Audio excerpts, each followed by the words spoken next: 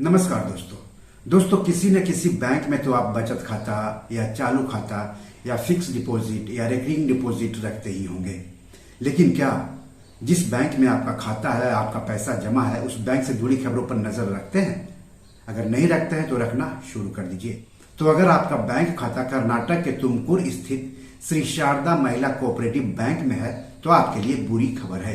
ये खबर क्या है और आप जैसे ग्राहकों पर इस खबर का असर क्या होगा, ये हम आपको आगे बताएंगे। लेकिन सबसे पहले मैं आप सबसे गुजारिश करता हूं कि अगर अभी तक आपने इस YouTube चैनल को सब्सक्राइब नहीं किया तो जल्दी से कर ले। साथ ही साथ ज्यादा से ज्यादा लोगों तक इस वीडियो को शेयर कीजिए ताकि ज्यादा से ज्यादा लोगों तक जानकारी पहुंचे। तो चलिए आगे बढ़ते हैं।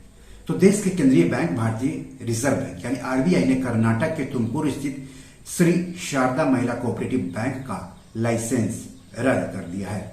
लाइसेंस रद्द कर दिए जाने के बाद अब बैंक ने 11 जुलाई 2023 से बैंकिंग कारोबार बंद कर दिया है। यानी बैंक के बैंकिंग कारोबार पर पूरी तरह से अब रोक लग गई है, तालाबंदी हो गई है। रिजर्व बैंक ने इसकी जानकारी दी है। रिजर्व बैंक ने कहा है कि 11 जुलाई 2023 के आदेश के जरिए श्री शारदा महिला कोऑपरेटिव बैंक का लाइसेंस रद्द किया गया है। RBI ने साथ ही कर्नाटक के सहकारी समितियों के रजिस्ट्रार से बैंक को बंद करके बैंक के लिए एक परिसमापक यानी लिक्विडेटर नियुक्त करने का आदेश भी जारी करने का अनुरोध किया है। दोस्तों आपको बता दूं कि भारत में बैंकिंग कारोबार शुरू करने के लिए देश के केंद्रीय बैंक यानी भारतीय रिजर्व बैंक से बैंकिंग लाइसेंस लेना जरूरी होता है। तो आप किसी भी बैंक में खाता खुलवाते हैं या पैसा जमा करते हैं या पैसों का लेन देन करते हैं तो आप ये देख लें कि उस बैंक को RBI से बैंकिंग लाइसेंस मिला है या फिर नहीं मिला है। तो चलिए आगे बढ़ते हैं। तो रिजर्व बैंक ने श्री शारदा महिला कोऑपरेटिव बैंक का बैंकिंग लाइसेंस रद्द करने की वजह भी बताई है। 5 कारणों से बैंकिंग लाइसेंस रद्द किया गया है श्री शारदा महिला कोऑपरेटिव बैंक का। पहली वजह, बैंक के पास पर्याप्त पूंजी और आय की संभावना नहीं है। दूसरी वजह, बैंक मौजूदा बैंकिंग कानून के बहुत सारे प्रावधानों का पालन करने में नाकाम रहा है। तीसरी वजह, बैंक को जारी रखना उसके जमाकर्ताओं के हितों के प्रतिकूल होगा। चौथी वजह, बैंक अपनी मौजूदा वित्तीय स्थिति के कारण अपने मौजूदा जमाकर्ताओं का पूर्ण भुगतान करने में असमर्थ होगा।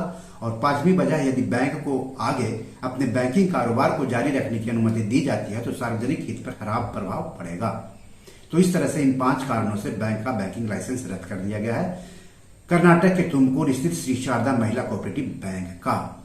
रिजर्व बैंक ने आगे कहा है कि बैंक का लाइसेंस रद्द कर देने के बाद श्री शारदा महिला कोऑपरेटिव बैंक को तुरंत प्रभाव से बैंक कार्य विनियमन अधिनियम 1949 की धारा 56 के साथ पठित धारा 5B में परिभाषित बैंकिंग कारोबार जिसमें कि दूसरे काम के अलावा जमा राशि को स्वीकार करना और जमा राशि की चुकौती शामिल है पर रोक लगा दी गई है। बैंक तो बंद हो गया है। ऐसे में अब सवाल उठता है कि बैंक के खाता धारकों को क्या पूरा पैसा वापस मिल सकेगा या पैसा गंवाना पड़ेगा।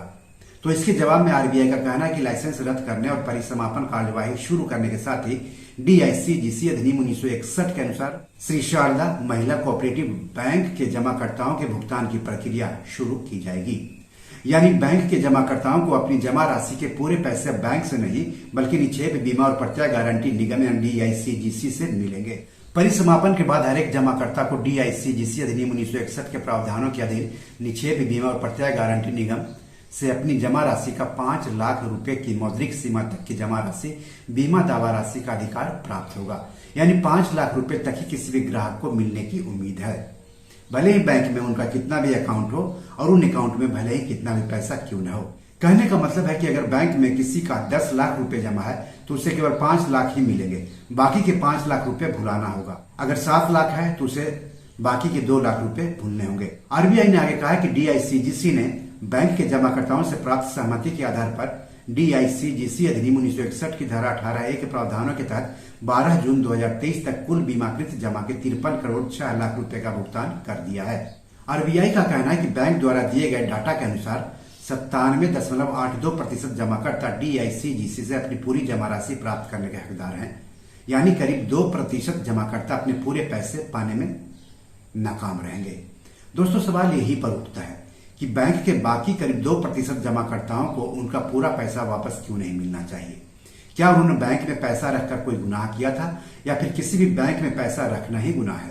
क्योंकि सजा तो गुनाहगारों को दी जाती है, जुर्माना गलत काम करने पर लगाया जाता है, लेकिन बैंक के जिन करीब 2% लोगों को उनका पूरा पैसा वापस नहीं दिया जा रहा है वो तो बेकसूर हैं, बेगुनाह हैं, उनको किस काम की सजा दी जा रही है। मेरे हिसाब से आरबीआई को बाकी के करीब 2% से अधिक जमाकर्ताओं का भी ख्याल रखना चाहिए।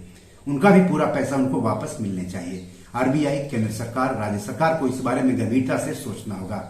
बैंक ग्राहकों को भी एक प्लेटफॉर्म पर आकर सरकार से इसकी मांग करनी होगी। सरकार और आरबीआई को बैंक के लाइसेंस रद्द होने या डूबने की स्थिति में सभी बैंक ग्राहकों के पूरे पैसे वापस दिलाने के लिए कानून बनाना चाहिए। ये एक ऐसा कानून है जिसमें दोषियों और जिम्मेदार लोगों के खिलाफ सख्त कार्रवाई के बजाय उन लोगों के खिलाफ कार्रवाई की जा रही है जिन लोगों ने अपनी मेहनत से कमाए पैसों में से पाई पाई जमा करके बैंक पर भरोसा करके उसमें पैसे जमा किए थे। श्री शारदा महिला कोऑपरेटिव बैंक के ग्राहकों को पैसे वापस लेने के लिए परिसमापक से संपर्क करना होगा। आपको बता दूं कि देश के केंद्रीय बैंक भारतीय रिजर्व बैंक ने श्री शारदा महिला कोऑपरेटिव बैंक पर 8 जुलाई 2022 के कारोबार की समाप्ति से प्रतिबंध लगा दिया था। शुरू में प्रतिबंध 6 महीने के लिए था, बाद में इसे लगातार बढ़ाया जाता रहा और अब 11 जुलाई 2023 के कारोबार की समाप्ति से इसका बैंकिंग लाइसेंस ही रद्द कर दिया गया है। तो कर्नाटक के श्री शारदा महिला कोऑपरेटिव बैंक का लाइसेंस रद्द करने से पहले आरबीआई कई दूसरे कोऑपरेटिव बैंक का लाइसेंस भी रद्द कर चुका है, जिसमें शामिल कुछ बैंकों के नाम आप जान लीजिए तो अच्छा रहेगा। महाराष्ट्र के सतारा के वाई के हरिहरेश्वर सहकारी बैंक का लाइसेंस रद्द हो चुका है। बेंगलुरु के सुश्रुति सौहार्द सहकार बैंक नियमितता का लाइसेंस रद्द हो चुका है। महाराष्ट्र के बुल्ढाना के the Malkapur urban cooperative bank का बैंकिंग लाइसेंस रद्द कर दिया गया है। मध्य प्रदेश के गुना के गढ़ा कोऑपरेटिव बैंक का लाइसेंस रद्द किया गया है। महाराष्ट्र के सोलापुर स्थित दी लक्ष्मी कोऑपरेटिव बैंक का लाइसेंस रद्द किया गया है। कर्नाटक के विजयपुर स्थित डेक्कन अर्बन कोऑपरेटिव बैंक का लाइसेंस रद्द किया गया है। इसके अलावा और सारे बैंक हैं।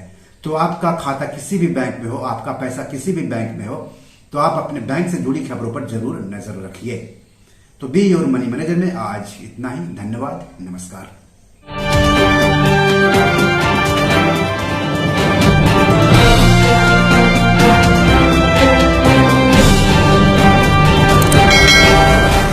दोस्तों, ये मेरी 7 किताब है जो कि amazon.com पर पब्लिश है। आप इसे डाउनलोड करके पढ़ सकते हैं। इन किताबों के लिंक्स इस वीडियो के डिस्क्रिप्शन में दिए हुए हैं। इन 7 किताबों में से 5 किताब मनी मैनेजमेंट पर है, यानी पैसा निवेश करके अधिक पैसा कैसे कमाएं पर आधारित है।